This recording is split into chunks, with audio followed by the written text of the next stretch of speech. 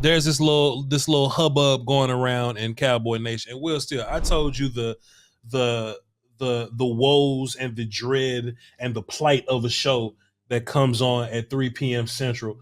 And we just getting all this news, so much happening. And, you know what I mean? We don't even get clarity on the news. We're just forced to react to it.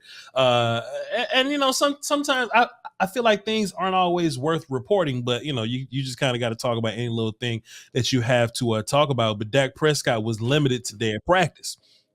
And I know a lot of y'all collectively had little heart attacks around here, but no, it's cool. So, you know, whoever it is that you're following on social media, whatever beat writer it is, Cowboy media personnel, they're talking about Dak Prescott being limited. And I don't even know why they're using the A word, Will Steele.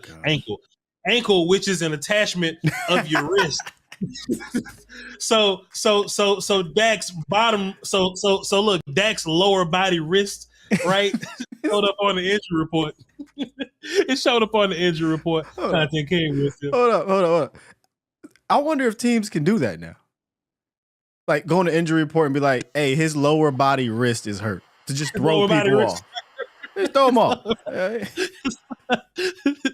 Oh goodness, but yeah. So Dak is allegedly hurt, but he came right out in his media availability thing, and they all put microphones in his face and said, Dak, how's your ankle? Because it's the same ankle that was surgically reconstructed after his injury or whatever. And Dak was like, hey, I'm cool, I'm fine. But you know how social media goes, Will Steele. Nobody believes him. Right? There's this worry, this dread amongst Cowboy fans that are thinking Dak Prescott is injured.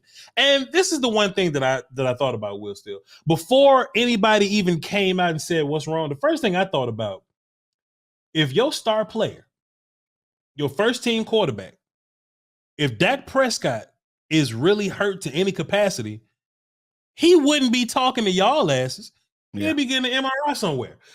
He'll be sitting under whatever X-ray machine they got, you know what I mean, that can get you a 5-minute delivery on just what's going on with this? What's happening here? If they got that kind of technology in Dallas, bro, he's not going to be talking to James Slater as much as you have reasons to talk to James Slater expeditiously. He wouldn't be talking to y'all, right? So I looked at this and I'm like, man, this can't be a problem. Dak wouldn't be standing here just on his ankle a couple of days prior to game day or whatever, just talking to y'all. And then later on, we get the reports, and Patrick Walker, who I trust the most out of any of y'all, you know what I'm saying? And Will Steele. You in that group too, because you media now. I trust Pat Walker more than you, Will Steele. It is what it is. Pat Walker came out and said, hey, relax, it's shoes.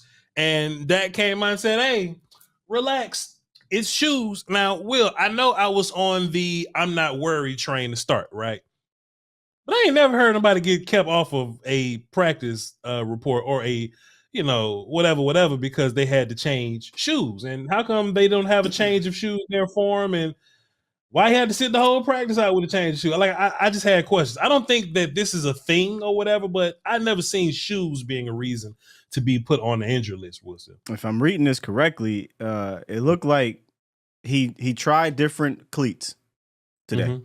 The cleats wasn't feeling, he didn't like them.